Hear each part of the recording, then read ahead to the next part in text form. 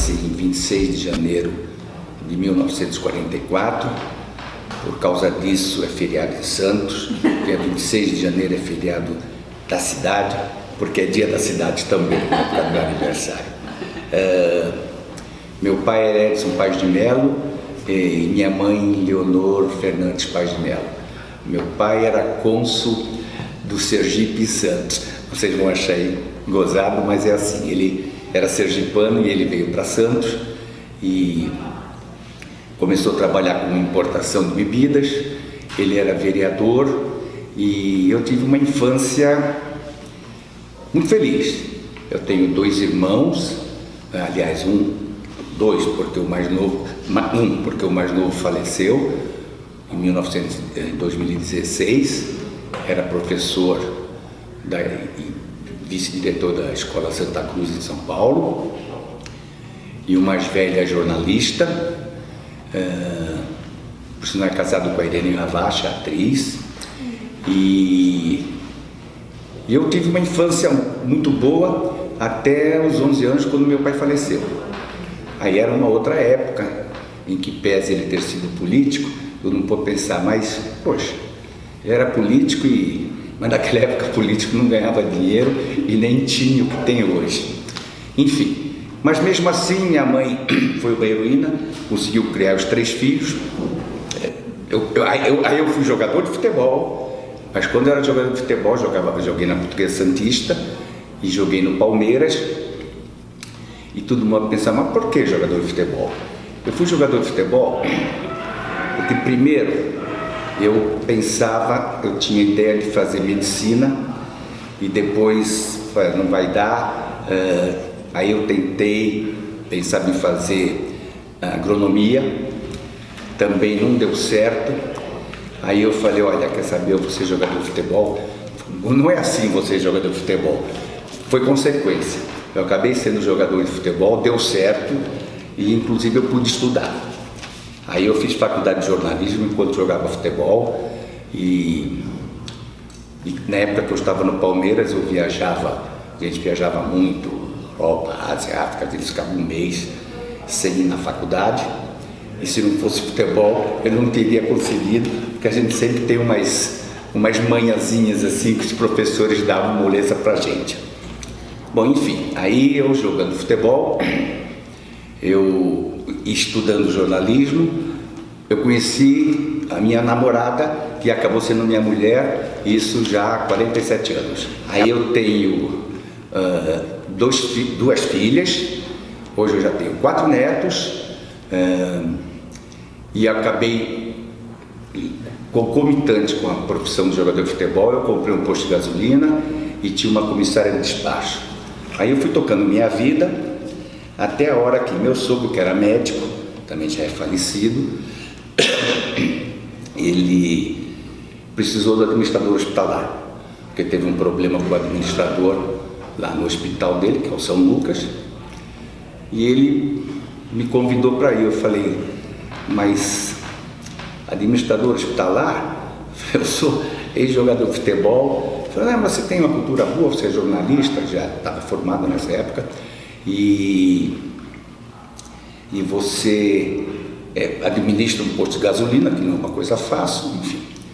Aí eu fui e comecei a trabalhar. Aí naquela ocasião, o pessoal do Hospital Ana Costa eram todos diretores da Associação dos Hospitais. E através deles, eu fui parar no São Camilo, na faculdade. Aí fui fazer administração hospitalar. Então eu ia para o hospital de manhã cedo, ficava até as 4 horas da tarde, aí ia para a faculdade em São Paulo e voltava até a hora que eu me formei. E nisso eu fui indo e logo no 2º ano da faculdade,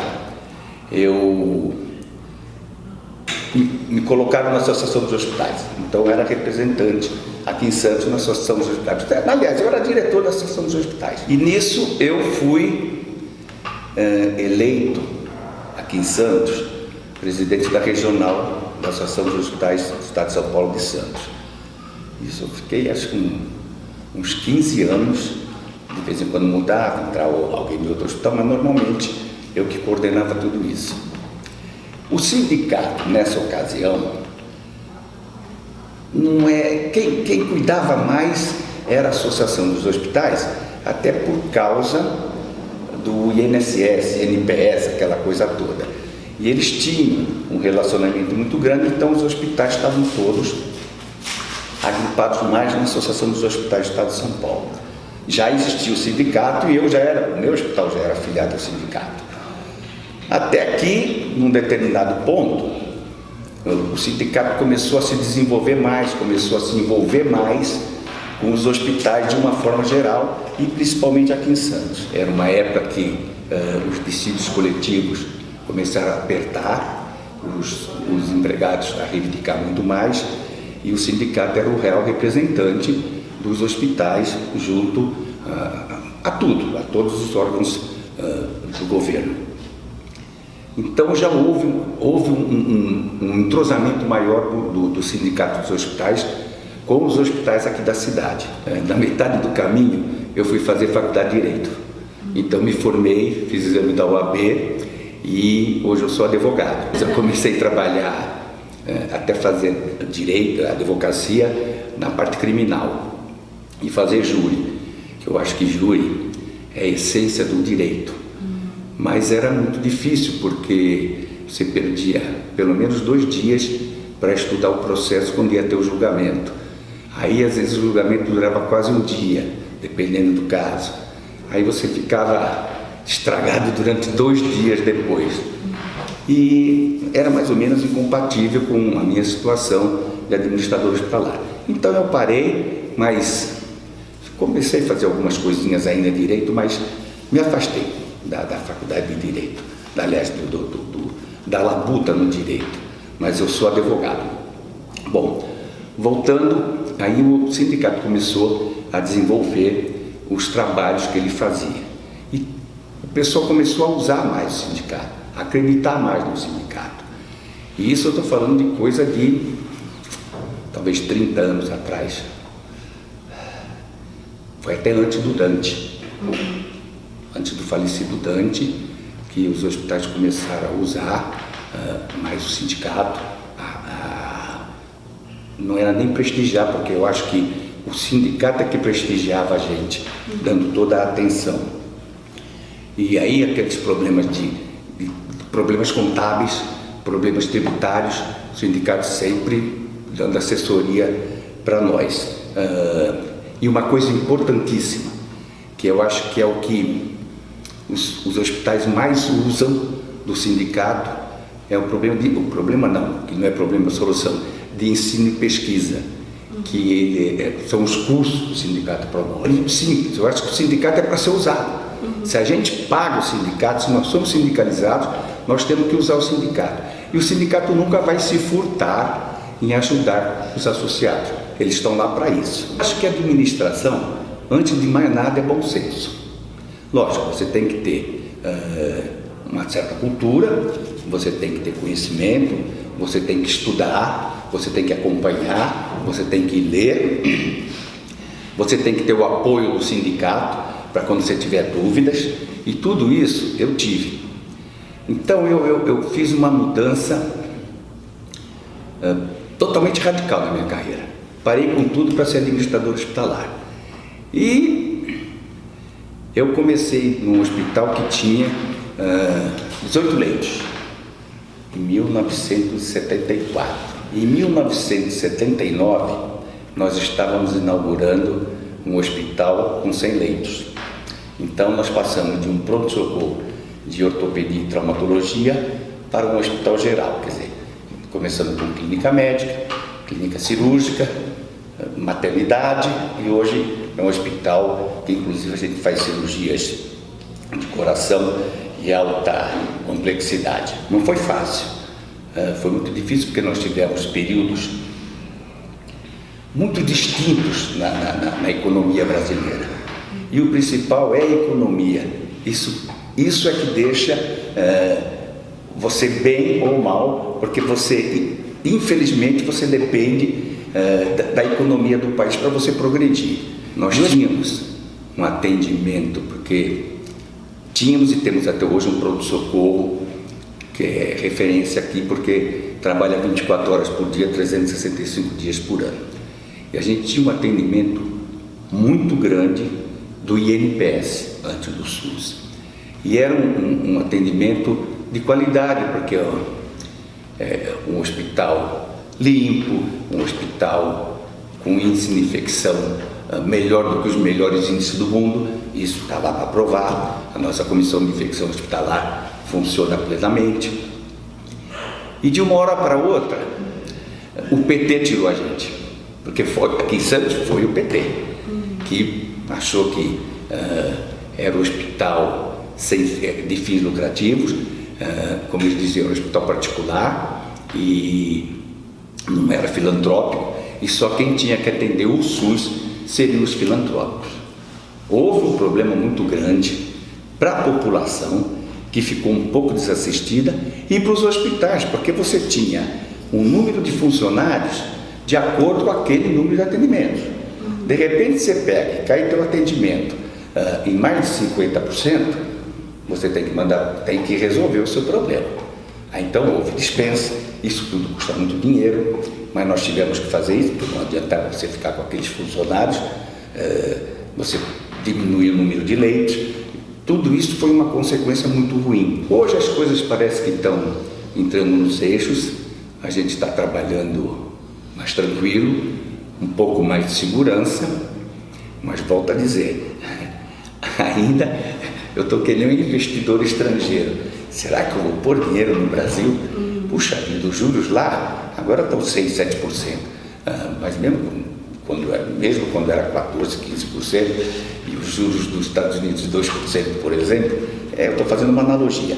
Então as pessoas fazem, puxa, no Brasil é 6%, mas eu prefiro 2% dos Estados Unidos porque o meu dinheiro é seguro. Então isso existe, essa mentalidade existe. E ainda temos uns ranços do INPS, alguma coisa que fica. As pessoas ainda acham que estão sendo atendidos como INPS. E hoje nós temos o SUS, é o maior plano de saúde do mundo. É uma coisa que precisa de ajuste. E tem gente trabalhando nesse sentido. Dinheiro, às vezes não é dinheiro, é ajuste, é administração. Essas coisas que têm que ser feitas. E eu volto a dizer, tem que, por exemplo, chamar o sindicato. Por exemplo, o governo tem que chamar o sindicato, que é formado de pessoas que trabalham com a saúde. São pessoas que vivem o dia a dia da saúde. O sindicato sabe exatamente o que o país precisa. O hospital, ele começou em 1955 e como um pronto-socorro de ortopedias e fraturas, que eram três ortopedistas que trabalhavam no setor de ortopedia da Santa Casa, e eles se uniram e abriram o Instituto Ortopédico São Lucas. Isso ficou até 1979. Eu até falei para vocês que em 74 nós começamos a ampliar o hospital, e quando nós terminamos essa ampliação, nós passamos de um instituto ortopédico para um hospital. Então tem um livro que conta essa história com mais minúcias. E essa história eu faço sim, eu tenho certeza, porque quando eu fui trabalhar no hospital, o hospital tinha 18 leitos, hoje tem 100. Atendia só ortopedia e traumatologia, e hoje a gente atende de uma forma geral. A nossa UTI neonatal é referência na cidade. A nossa maternidade é uma maternidade modelo aqui em Santos. A gente tem perto de 300 partos mensais, que é muita coisa. Existe, eu não sei se vocês ouviram falar do parto adequado, que era um projeto do governo para diminuir o número de cesarianas, e o hospital aqui na Baixada Santista é o único que faz parte desse plano, e hoje nós conseguimos diminuir o número de partos cesariana em quase 50%. O hospital é uma esquina aqui na Avenida da Costa, perto daqui do sindicato, e pegado onde tinha o nosso pronto-socorro, existia uma casa muito grande, que era a Aliança Francesa, que por sinal, assim, de ser muito pequena, eu estudei minha infância toda lá e nunca imaginei que a minha sala fosse ser onde eu estudava francês. E nós compramos aquela casa e nós edificamos um prédio ali. E hoje a gente está tentando levantar um outro prédio numa situação arquitetônica que vai dar muito trabalho, porque a gente não tem muito espaço lateral. Então tem que ser vertical e a gente está tentando crescer dentro disso. Mas é no mesmo local, o endereço é o mesmo, incorporamos o terreno do lado e ficou o endereço. Assim, e na rua de trás existia uma pequena casa que foi transformada, foi comprada também e transformada numa época que a gente atendia o INPS e tinha o acidente de trabalho, que era um movimento aqui em Santos por causa do cais. Era impressionante o que tinha de acidente de trabalho. Aí depois que parou o nosso atendimento, que veio com o SUS, nós aproveitamos também e edificamos ali uma outra parte do prédio. Então hoje nós tínhamos 500 metros quadrados, hoje nós temos quase 7 mil metros quadrados de construção. E vamos ver se aumentamos mais uns 4 mil. Eu não sei se vocês acompanharam no jornal que houve um milagre no hospital. Um paciente neurológico internou lá com um problema de câncer na cabeça. Aí os neurologistas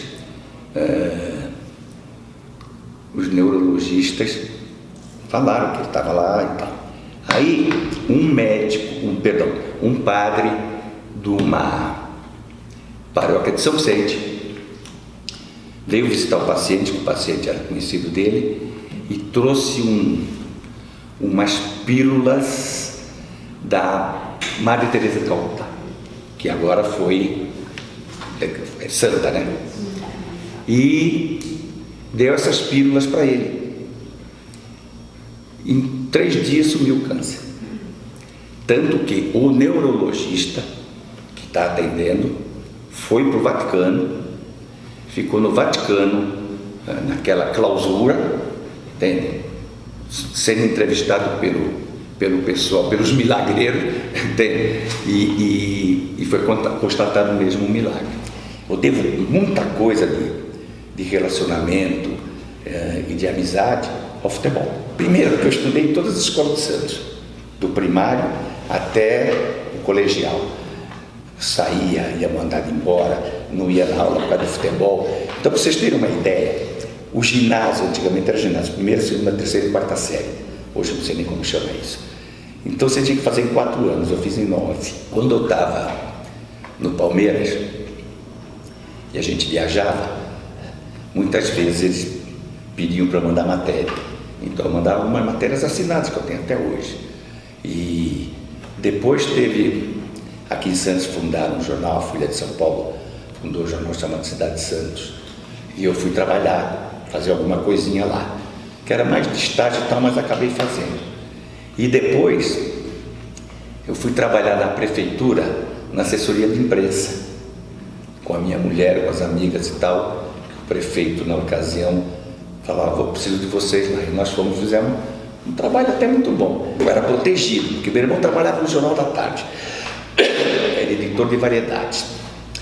E os jornalistas todos, que é quando eu jogava no Palmeiras, eram amigos do meu irmão. Eles me protegiam. Eu não estava jogando nada, eles estavam que eu joguei para cá. Mais ou menos, mas era uma proteção, era muito legal. Eu parei de jogar, pouca gente sabe disso. Em 1970, vocês sabem que o Brasil foi campeão mundial. Tinha uma seleção fantástica. Foi talvez uma das melhores seleções que o Brasil já teve.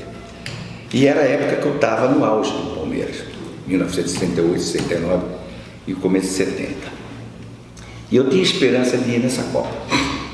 E eu era um dos 3 pontas esquerdas que estavam na coisa.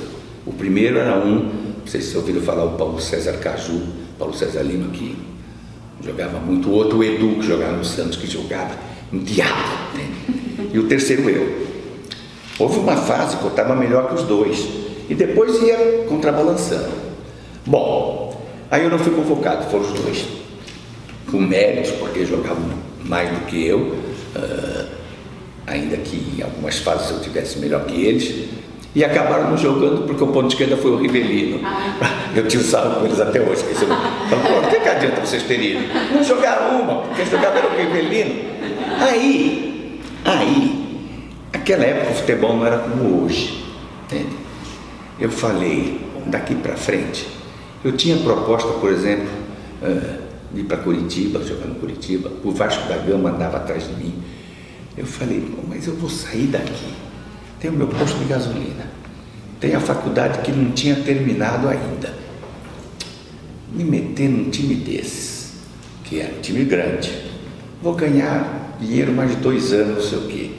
Aí depois eu vou começar, se continuar futebol, ir para time pequeno. Falei, estou perdendo tempo na minha vida. Aí eu cheguei em São Paulo, no Palmeiras, joguei mais um ano. Aí eu falei para eles, olha, eu vou parar, não dá mais, estou com o joelho ruim, não dá mais, estou com o joelho ruim, não sei o que lá. E então o médico me ajudava pra caramba, que eu falava, doutor, eu não estou com o joelho ruim, mas sabe que os jogadores, hoje não, dessa ressonância magnética, você descobre tudo, mas naquela época você fala, ai, tive uma distensão, e quem vai dizer que não era? Era, entende? E o joelho e tal, ele falou, mas o que houve? Eu falei, doutor, eu estou lá com meu posto de gasolina, está na mão de terceiros, sabe, eu estou meio desanimado com futebol. Oh, mas você gosta? Eu gosto, mas, sabe, eu estou pensando no meu futuro, aquela coisa toda, e a minha intenção era trabalhar até como jornalista na televisão, qualquer coisa nesse sentido. Eu vou ver se começa. Aí a vida deu uma mudada por causa do hospital. Aí ele falou, tá bom, eu vou ver quanto tempo eu te seguro. Mas antes que o negócio avolumasse, eu peguei a diretoria e falei, olha, eu vou parar. Você tá louco? 28 anos? Eu falei, agora eu vou parar, não quero mais, vocês me desculpem, e eu não sei se tem que ressarcir vocês de alguma coisa. Não tem, eu tinha um fundo de garantia para receber, inclusive atrasado. Aí tá, faz conta, não faz conta, falou, tem um fundo de garantia. Aí eu abri mão do fundo de garantia, falei, tudo bem. E eles me deram passe livre, que chamava, podia jogar em qualquer lugar. Aí o diretor falou para mim, Serginho, vou te dar um passe livre, mas você não vai jogar no Santos. Eu falei, não, pode ficar tranquilo que eu não vou. Aí vim, parei, estava trabalhando no posto, aí vieram um jornalista e falaram assim, olha, é para você ir treinar no Santos. Falei, Aí fui lá, treinei, estava quase contratado. Aí não fui contratado porque apareceu um rapazinho que veio da Paraíba, Botafogo da Paraíba, chamava, não lembro o nome dele agora, pretinho, mas jogava pra caramba, e com 18 anos. Aí os caras tinham que contratar ou eu ou ele. Aí o pessoal falou, sério, pô, entre você e o fulano, acho que nós vamos escolher o fulano, porque de graça, vai ganhar bem menos que você já é um cara consagrado. Falei, não tem problema. Aí eu falei, vou parar, que eu não ia mudar. Aí veio a Portuguesa Santista, pô, vamos jogar lá. E lá eu podia, porque aí eu falei, bom, olha, acho que foi Deus, porque eu tinha dado minha palavra que não ia jogar no Santos. Imagine se eu já estava saindo no jornal, e os caras já lá no Palmeiras, o Serginho está treinando no Santos, está treinando bem, aquelas coisas todas.